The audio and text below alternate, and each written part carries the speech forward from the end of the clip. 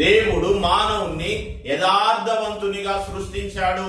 అయితే మానవుడు దేవుడు తినవద్దన్న పండు తినడం ద్వారా, అవిధేయత ద్వారా పాపిగా మారాడు. అదే పాపము ఆ మొదటి మానవుడైన ఆదాము నుండి తరతరాలుగా ప్రతి మనిషికి సంక్రమిస్తా ఉంది. ప్రతి మనిషి జన్మ పాపి, ప్రతి మనిషి కర్మ పాపి. మనం ఏదైనా ట్రాఫిక్ రూల్ ని వయలేట్ చేస్తే దానికి కొంత పెనాల్టీ కట్టవలసి ఉంటుంది. అదే విధంగా పాపము చేత సాతాను దాస్యములో బంధింపబడిన మానవుని విడిపించడానికి మనల్ని సృష్టించిన సృష్టికర్త అయిన దేవుడు మన కొరకు తన ప్రాణాన్ని చెల్లించాడు. మన పాప విమోచన క్రయధనం ఏంటిదో తెలుసా?